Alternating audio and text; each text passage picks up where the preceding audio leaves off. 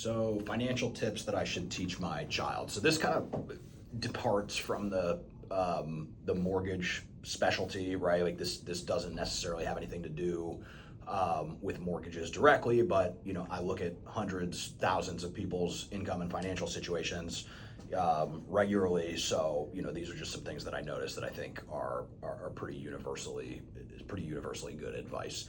I got two things for you. Number one is retirement savings. So the earlier that you start saving for retirement with a 401k or even an IRA before you're working, the more that you will be able to take advantage of compound interest. So as you put $100 in, you get 10%, you got 110, then you get 10% on 110. Like it compounds the earlier you start, and you can take advantage of that quite a bit more if you start saving for retirement at a young age. One of the things that was always kind of hammered away to me is that you should always put, before you pay yourself first, put 10% of your earnings towards 401k. A lot of the times you get a company match, stuff like that. The second thing that I see quite a bit, and this is just sort of general common sense, is live within your means.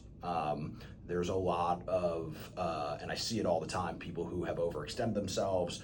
They spend too much money trying to chase, basically social media clout and make people think that they, have more than they do, or you spend too much money, right? And that's when I teach some classes just related to general financial literacy, and that's usually the biggest problem with somebody's monthly budget is they spend too much money.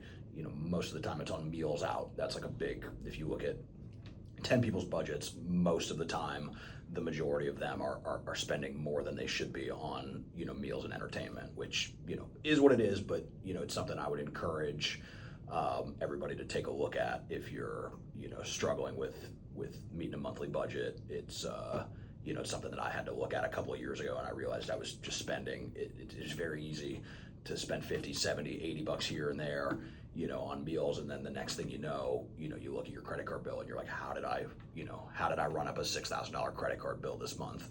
It's like, oh well, it's on going out to eat for lunch every day, and then 5 times a week for dinner. So just generally being very, very conscious of how much money you're spending. Try to work within a budget, live within your means.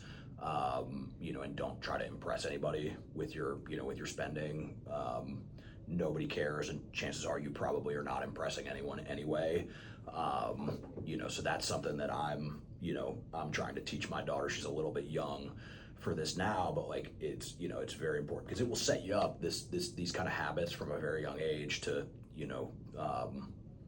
teach financial literacy and how to maintain a budget and how to do this stuff. It's stuff that like I've heard people say like they should teach it in public schools, and they don't. How to file a tax return, how to make a monthly budget, how to live within your means, how credit cards work, like all stuff like that. Like setting a kid up with that kind of information, and giving a good example for that kind of stuff of how to save and how to do all this stuff, I think will set them up for success.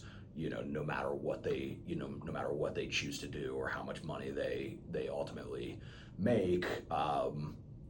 There's people who, I've seen who are pretty high earning individuals that live paycheck to paycheck. And then I look at other people who make 1/3 of the amount that these other people make, and they have, tens, hundreds of thousands of dollars saved because they're really like working within the earnings that they make, and they're not overspending. So, I think those are the two best things that I can come up with offhand.